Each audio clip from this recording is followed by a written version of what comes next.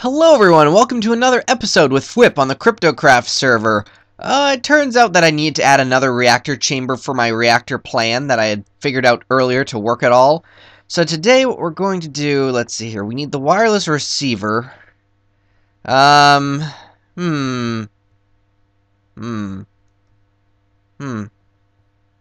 just sit here and have this next to it and, oh, no, not like that. And will it work like that, I wonder? No, it won't. Alright, maybe I hadn't exactly planned this part of it out, but as you'll see on the interior, the Uranium neutron reflector was really the most expensive part. That took like a stack of tin and a stack of coal dust and a whole lot of dense copper plates. Everything else here wasn't that bad, all things considered. Each one of these advanced heat vents did take a diamond, but I don't mind that. At this point in my Krypto40 career, I have so many diamonds, I'm just stupid with them. And I'd rather be using them than not using them. Obviously. Okay, so maybe the easiest way to do this would be to fly up here and look at it from a central perspective, because all I need is the receiver to receive a signal, right? So if I put it there, no, not like that. This is a little bit more difficult than I thought, just because it's such a weird looking structure. And all I was told was that all you need to do is give the reactor a signal, and it will turn on when it has significant things. We'll put a block of nickel here to set it on, simply because it's the same about color. There we are. And a piece of redstone. There we go.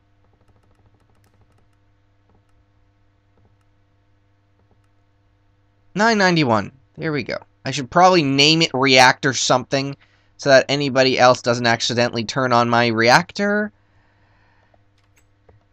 But that's pretty rare happening. Let's close the door and head upstairs. Now, there's been a few other big things that I've been making, in addition to off-screening all the component creation, and honestly, yeah, when you have about 10 diamonds that you can waste, in addition to like a ton of tin, that's when you can build stuff. Like, look at my power level. See it?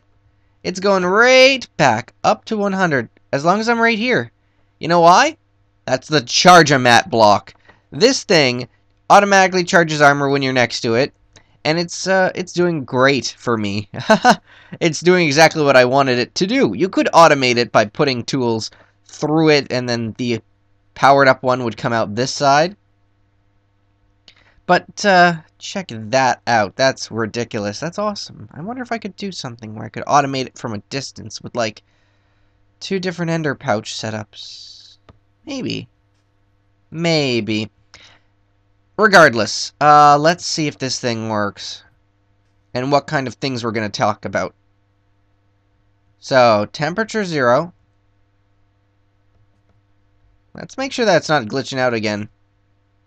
It's now on. It's generating 60 EU per tick. Yeah, it wasn't quite working. I had to pull out the card and put it back in. So if I hit the lever, would it turn off? Or would it take a bit, maybe, to turn off?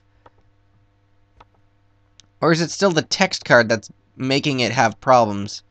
Because that's the main issue here. The color upgrade is messing itself up.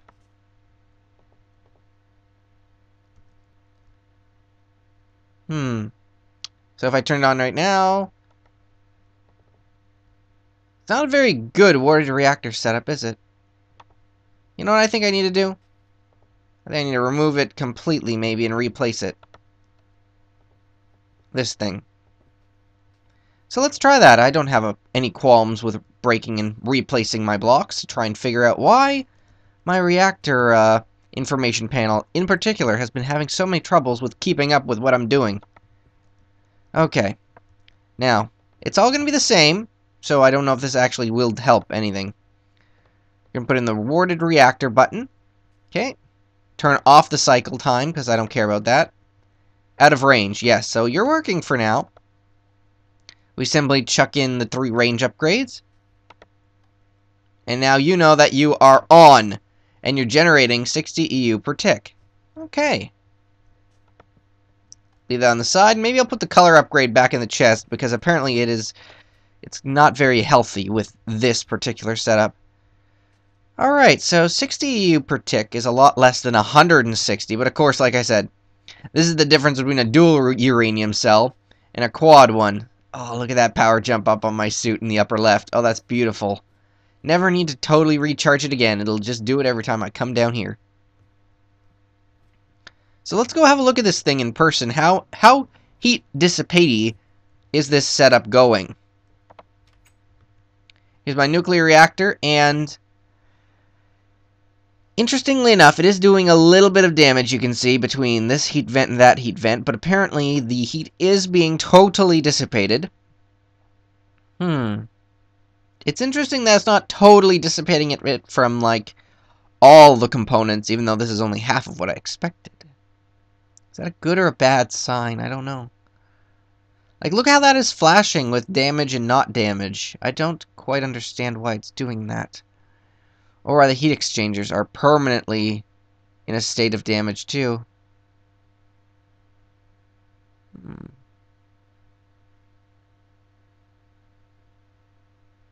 How very curious. I really don't know, like, if there's a better setup for this or not.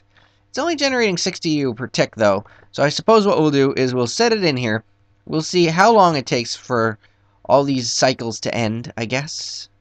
Yeah, let's go turn that button on and figure out how much time we have left before these cells expend themselves. And then we can kind of get a good idea of how this reactor is going to work when the cells, deplete completely. Like, will it blow up? I don't think it will, but I don't know. So, okay, the off and on buttons work perfectly. Oh, okay, so this reactor is going to generate 60 EU per tick for 2 hours, real time. Huh. That's intense. Yeah, I really don't need to know the max heat level, though. That's going to be constant no matter what, from what I've noticed. Oh, wait, no, that's the wrong button. I need to know heat level in case it melts. I don't need to know max heat. So there we go. Reactor is on. 2 hours. We'll see how she goes. Okay, that's cool. Alright, so let's move on to the next thing that I was going to do today. And that is very simple. People seem to really like the unconventional spawners that I've made. Not the Blaze Farm, but the ones with the weird mobs. So, I've been working on it a little bit, and I think I've made a better EXP farm than the Blaze Farm. Because here's the thing, I don't need blaze rods, right? I'm getting power up. I've got so much power, I just made a nuclear reactor for fun, alright? But here's the thing. Okay, let's head on over. I took the wrong route, but my base is kind of a circle, so that's not so bad. Here's the thing. The one thing that I'm really having a big hamper on, if I've told you before, is gunpowder, because I need industrial TNT to turn these extra iridium alloy ingots into regular iridium plates. In fact, I've actually got 40 stored up in a chest that I have to use and turn into hybrid panels so I can make more hybrid panels. That's not the point. Okay? The point is, when I get here to my implosion compressor, there's already 9 in here. So, I'm so short on the gunpowder, it's ridiculous. So, now Knight's already made a creeper farm, so I'm not really into that. No. In fact, we've got a spawner that we've already seen creates gunpowder. A very deadly spawner, in fact. And I think we're going to test it out today. And I get another one, so that I can see if it will work or not. Now, I've already got the nice design here. And as you can see on the wall, yes, Firebat XP Farm. The best XP farms are the ones that take advantage of little things that make mobs unique. And the Firebat is one of the more unique mobs. It flies, right? So you can't just put up a regular harvester on these guys. No siree. It worked last time because Tesla coil range is what killed them. Now here's the thing. Firebats will home in on the player. So as soon as I activate this, it will start spawning Firebats. Very dangerous Firebats. We know how horrible they are. But they will go right towards me. And if I stand here underneath this brain in a jar, they'll go down a block and stay there. But they can't go through the block because even though they are tiny bats, they still have a hitbox, you see. They can't go through it. Even if this thing was a fence or something like that, they wouldn't be able to go through it. So right now, all this is doing is making all the fire bats bunched together on top of the brain in the jar. The reason it's there is because, like I said, it's an EXP farm. Even though the brain in the jar dumps EXP through the top, if I don't collect it in time, the brain in the jar will just suck it back up, so I'm not losing any EXP in this setup. I'm just getting whatever I can acquire at the beginning of hitting it, so it's great. Now you'll notice the more fire bats that load up here, the less and less my frame rate tends to get. Watch this. I'm just going to clearly look around the house just a moment. I'm going to look back up, and I'm going to make the fire bats kind of bunched together. Now, I think the key with a spawner like this is making sure that the fire bats go down enough so that the spawner doesn't see them. Because level 5 spawners may have a limit or not. I'm not sure, but look at this. Look at all these ridiculous fire bats. Oh, yeah. Yeah, the game doesn't like this. So what we're going to do is take out... we're going to turn it off. There we go. Going to make sure the very last remnants of fire bats are inside that little tiny cube. We're going to take out, again, our Zula Blade, which is sort of the Zephyr, which deals damage to things that are nearby. And we're going to kill them all in one fell swoop. Pretty intense, eh? I already got a stack and over a stack and a half of gunpowder from that, like, brief time. And how many levels? Well, I can just jump up as much as I want while whacking this thing, but, there we go. Like 7 advanced levels. That's crazy, isn't it? Look at that. I could enchant a book or something. Anyway. Here's another experiment that I've been working on. But anyway, that's a great way to use fire bats to great effect. I thought I turned it off. I thought I turned you off. Huh. Because when it's off, it's going to spawn bats like mad. When it's on, it's not. So, why are there still bats? There we go. Again, this is mostly for gunpowder purposes. But I don't mind. It shouldn't spawn any more bats right now. It's being powered by red power. See that? See that red alloy wire? It's on. That means the spawner's off. Alright, so anyway. The next thing. I made a witch spawner. See, there it is way up there. And I was thinking to myself, witches are pretty unique mobs. They have a ton of health. And this is 5 high energy pellet launchers set to go like this. You can kind of imagine how this is going to work. Basically, the witch spawner spawns witches. They take fall damage, they drink their health potions, and they're totally fine. Right? How am I ever going to get the drops out of them, I'm thinking? Well, the high energy pellet launcher should be able to kill any mob in one hit. So let's turn her on. There we go. Oh, wait a minute. Do you guys see the problem with this setup, though? I mean, yeah, it's entertaining to have a witch killing machine, but they didn't drop any drops. Now, I know that regular witches do drop drops. You know, they give you health potions. They give you sticks. They give you glowstone. And gunpowder as well. So, I'm thinking maybe it's a property of the high energy pellet launchers that it does not actually cause mobs to drop drops. I mean, maybe that's the trade-off. High energy pellet launcher killed me in one hit. And I had full armor the other day. And a witch has a lot of health. You saw that. One hit, dead. So, maybe it'll kill anything in one hit. But you won't get anything for it. Maybe that makes sense, because it counts as environmental damage? The witch is an interesting mob. I haven't exactly explored how it drops. So, let's do something else. And by something else, I mean grabbing this quicksand I have. Now, I can still use the high energy pellet launcher to murder these witches if I felt like it, because, of course, they're too tall, and things take a while to fall in quicksand. So, what I want to see right now is if I cover, like, where their heads would be in quicksand, will they take enough damage to die?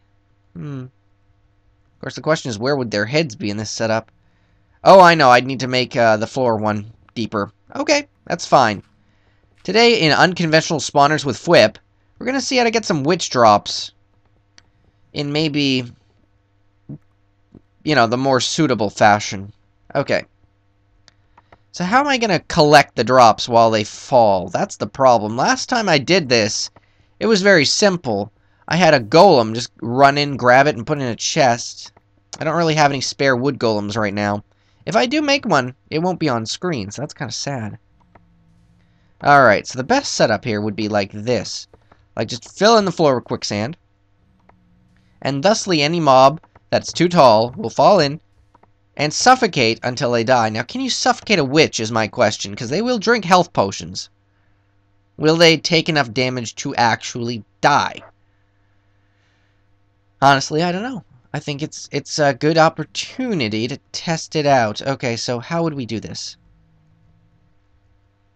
Well, very simply put, all I would need to do, theoretically speaking, is to make myself a little wide area here. Or not that wide, silly drill. Haha, this drill is really good. Really, really good. I prefer Fortune 3 to Silk Touch, actually. If you're curious about my enchantment preferences. Alright. It's so much more handy for getting coal, I think. And coal is the #1 thing I accidentally dig when I don't really need it. Alright, so there we go. Little ceiling / floor of quicksand. Whoa, whoa, whoa, whoa, whoa. Quicksand is actually dangerous for players too, so make sure you don't accidentally go into this area without a jetpack. A jetpack is the only thing that will save you from quicksand. Okay. So, there we go. Our little setup here. Witches will fall down and possibly suffocate. So let's test this out, okay? Go witches! There they are. They're gonna fall down. Let's spawn a ton of them. Like, just an absolute ton, so we can really see how this works. Now, I can't really go in there yet, because witches do have range, I think. Oh, wrong button. Okay, so that does prove that the high-energy pellet test will still work. Now, will they take damage when suffocated? Right now, these witches should be dying. They've hit the floor. Unless they're... Are they glitching through the floor? I think they might be glitching through the floor. Nothing in quicksand should be able to move out of it, right? I mean, unless these guys were on the edge. Oh, they were on the edge. Okay. In that case, we just gotta kill these ones that are right here. Okay. That's fine. We're gonna use our regular saw to do it with, too, so that they don't mess up the test. And all the test is if eventually all these witches standing here, who have, of course, accidentally poisoned themselves, if they will ever die. And if they won't ever die, that means they're able to heal themselves more than the quicksand can kill them.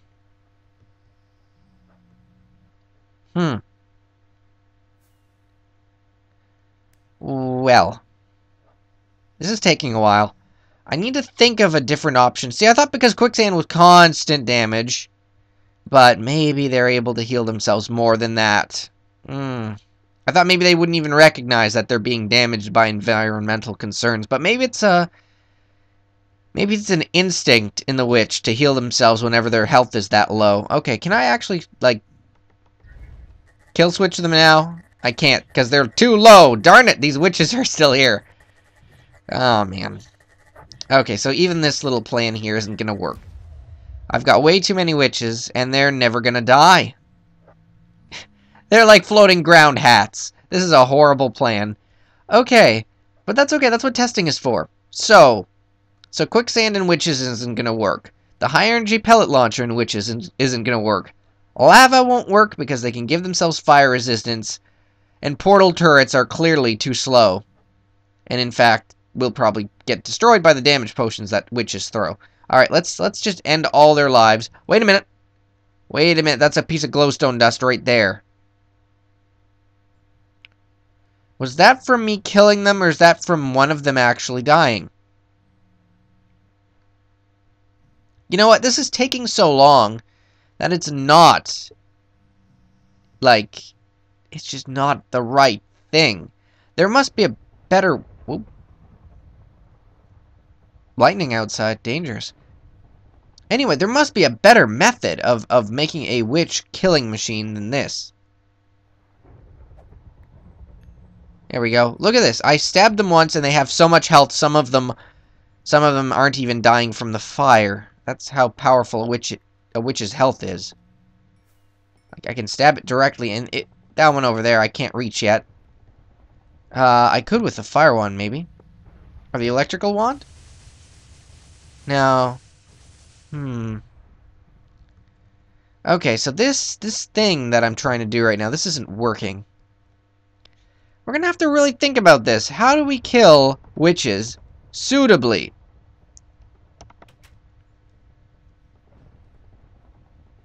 Because apparently the quicksand idea is a bad one. Don't worry about me, friends. I'm gonna dig my way through the quicksand as I fall. As you'll notice! Very slow. Oh. Very dangerous. Woof. And would be pretty deadly if I hadn't have been safe. This was a pretty safe testing area. Okay. Yikes. Maybe not that safe. Alright. So, apparently this isn't going to work very well. Do I have anything on me that might help?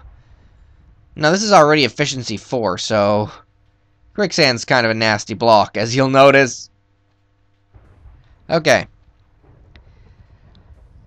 I'm going to need to brainstorm this a lot. Witches are unique. I will give them that. Health regenerative capabilities. That means that you cannot actually suffocate a witch either. Now, I didn't want to go for straight up fall damage because I thought it was a cop-out. But I suppose it would work. If you can figure out how much health a witch has, and then just keep going lower and lower, technically speaking, you could deal enough damage to a witch as it falls. But I saw a recent invention that AC10SAC made, and it looked like the amount of height that you would need to drop a witch from is also very impractical. If I used a spawner here to gather up some mob drops, they would basically need to fall like 50 feet. That's particularly not a design that I wanted to have. But if it's necessary, I guess it can't be avoided. Maybe I just need to figure out how far a witch has to fall before she dies. That might be a good plan. And welcome back after some time. It turns out that using 2 dual uranium cells produces 60 U per tick. And once they run out of juice, everything's fine. It seems to have frozen though. I suppose it's a little bit glitchy. Like, I should see the timer running down, but sometimes I don't. So, I mean, they're not 100% foolproof as far as the timing goes, or how it's updated, but I'm pretty happy with how it goes anyway. Alright, so the next thing that we're going to go look at is I fixed up that witch thing. I finally decided to crack in and just do a simple drop. I mean, I hadn't made a mob spawner trap that actually was that simple before, so it's not like it's nothing. It's not like it's not new. It was new to me. And in fact, I realize now that it's a lot bigger than I thought. So let's just turn it on. You'll see that they spawn up here and fall straight down. And how far are they falling? Let's have a good look.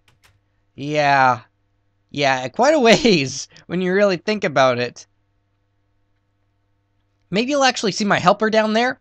Yeah, because my idea, as always, of getting a whole bunch of items from here into that diamond chest is pipes, another chest, and a golem buddy. Yay, golem buddy. This one's swift, so he's able to pick up the items quickly. Now, unfortunately, as you'll notice, that when the witch spawner's active, actually, witches drop such a variety of drops upon death. Let's see here. Glowstone, redstone, gunpowder, glass bottles, sticks, spider eyes, sometimes even the potions they're drinking, like fire resistance or health. Those are more rare. And sugar, too. Like, basically everything you need for potions except for nether wart is how it pretty much goes. So, it's a valuable kind of resource management thing to have. But unfortunately, as you'll notice, they just drop so many items that even though he's the fastest golem, like, short of me giving him a bow tie, it's just like, he can't keep up because of the variety of items. Now, I probably could have done something else, like an obsidian pipe and things, but, oh boy, this part here is a little tricky to get back into, but I'll manage, I'm sure. I'll have to. There we go. Let's just lock her up. And, yeah. It takes quite a while for the items to travel up the pipe since I didn't make them gold pipes, but I'm low on gold, and I'm not shoving items that I need in here. You'll see it's just gradually going to fill up on, like, lovely things like glowstone. Glowstone's always nice. I actually had to put the demonic bee back in the apiary on the side because, oh goodness me, making hybrid solar panels, like ultimate hybrids, they take up so much. But these guys here, they produce glowstone, and I love it. Oh, bees, bees, bees, bees. See, it's just slowly filling up. Oh, simmering combs. I didn't sort them yet. Okay. They should get shoved into that barrel. If I tell this little guy, hey, start picking up them simmering combs again.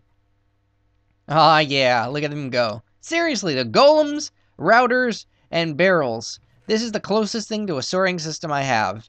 And it doesn't do anything in my base. It's just like, I don't know if you guys noticed how perfect this system is. All my bees go into tesseracts. All the tesseracts come out here. This guy here manages what the combs he puts in the centrifuges are. Another guy shoves the liquid up here into the system. It's already filled up all the tanks, pretty much. So much that I'm still got way too much oil. But that's okay, I don't mind. Too much oil is a lot better than too little.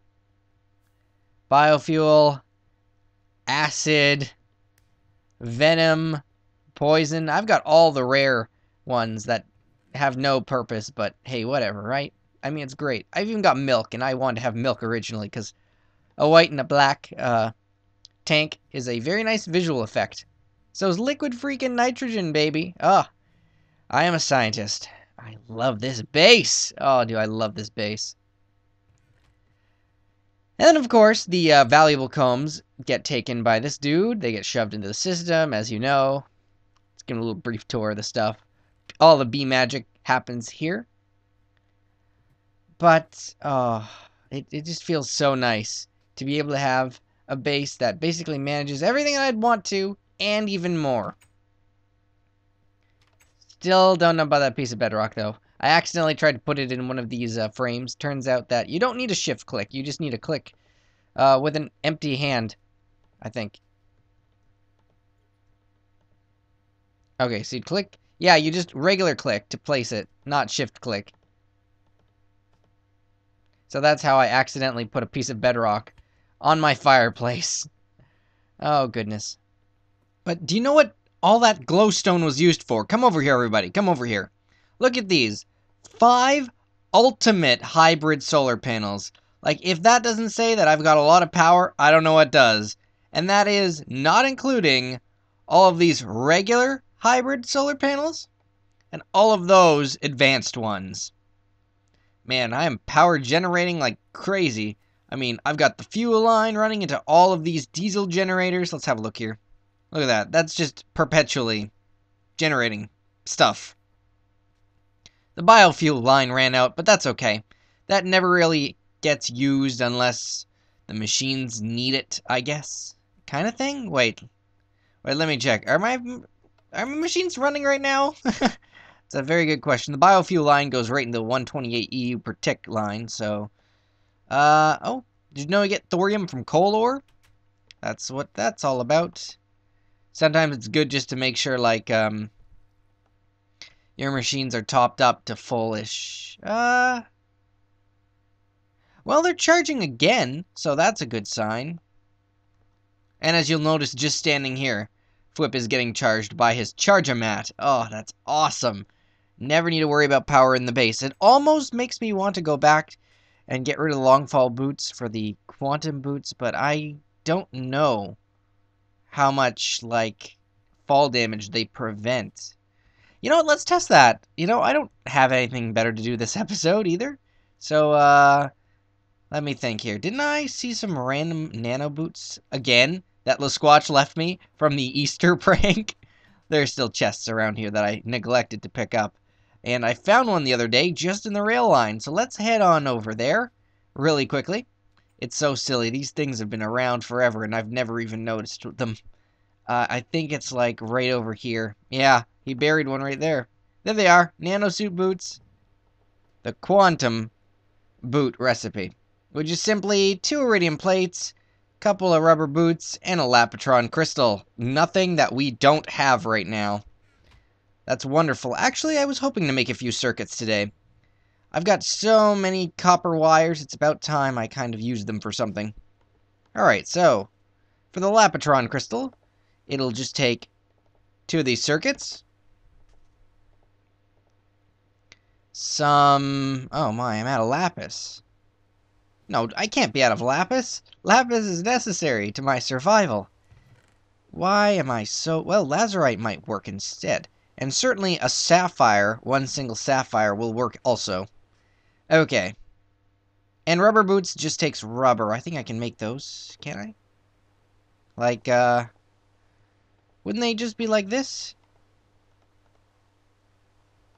Maybe 3, 4? No, that'd be like rubber chest plate. I don't know. What's the, Alright, fine. Fwipp needs to look up the recipe for a minute. One moment, boys and girls. Rubber boots. You need, oh, it's 6 and a piece of wool. Well, I suppose that makes sense, maybe? It's unlike every other, like, boot recipe in the game, so that's why I kind of screwed up there. That's alright, though. This won't take long at all, everybody. In fact, let's make the one Lapotron crystal right now. I think I can use lazurite instead. Okay, let's try that. And our 2 circuits, and does it work? Yes, it does. Lovely.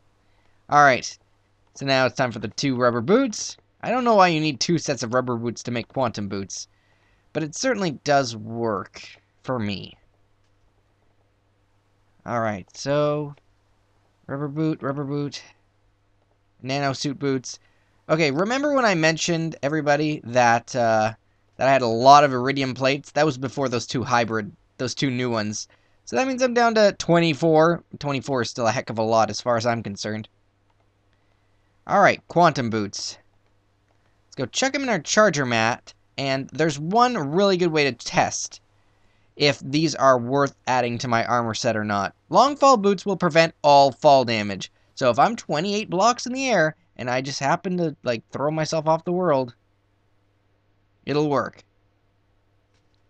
Look how quickly this charges. I mean, this is awesome. I don't even need to, like, wait in an MFSU or anything. So let's put these on. To be fair, these don't need Feather Falling 4. So why don't I go grab a Feather Falling 4 book and add it to the quantum suit boots just because I can. I'm pretty sure I've been saving one up somewhere. Somewhere. Not there? Then here. No, that's sharpness. I'm a bit mixed up on my books, as you'll notice. There we go. 2 Feather Falling 4s. Now I should be able to just chuck this on the boots and not have to worry too much about it. Again, I've got so many XP farms that I'm pretty good with not needing that sort of thing. Darn it, I'm worrying them right now. Seriously though, if you add Feather Falling to the long fall boots, you're doing it wrong. There we go. Feather Falling 4. So, if I was like, oh, I don't know, way up in the air, and this is pretty much the best armor in the game. Gravid chest plate, quantum everything else. So let's see how well these shoes do. Like if I'm way up in the air and I just, oops. Nothing. Nothing? Took out 20,000 EU, but like, if I was really high up in the air, like, are these better than the long fall boots or not? Is my big question. Like, if I was way up here, oh no, Fwipp's falling. Nothing. And that took out 60,000. You know what? I think I could be okay with this. I'll add haste, I'll add a new name to these boots, and maybe they'll be my new boots. And maybe I'll have a contest or something for the other people on the Cryptocraft server to win Fwipp's boots. Because certainly these ones aren't that important. There we go. They look kind of bad on the stand, though. I'm just so used to having the long fall boots, you know? They're just amazing. But I've got a Haste 3 book, so I'll see you later. Thanks for watching, everybody. This is Fwipp, signing out. Have fun out there. You know, honestly, this is a really effective spawner now that I think about it. I mean, the bats will home in automatically, so they all go to this one space, and I just whack them. Boom. Right? And now I've got almost enough gunpowder to make more and more stacks of TNT. And all the XP goes right into this brain in a jar. Man, this just feels great. Like, I don't even need to wait for blazes. I can't take any damage. This is a foolproof EXP spawner. Because of this one thing about the bats always following you and grouping together.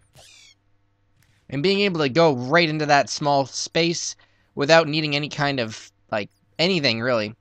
Let's turn it off for now. And, of course, kill the last few that are still kind of hanging about. There we go. So, yeah, I've got enough gunpowder now. Let's see if I can get to level 30 real easy. And how easy is it? A few jumps even here and there. And will you look at that? I'm already level 30. I could not ask for anything better. Any XP I don't get goes right back in the jar. Oh my goodness. Let's go see. I really want to get a protection 4 for these new boots. Depending on when this is being recorded, it may or may not be out of sync. But let's see what we get here for this. Yeah, that looks fine. And lame. Oh well. Onwards and upwards, my friends.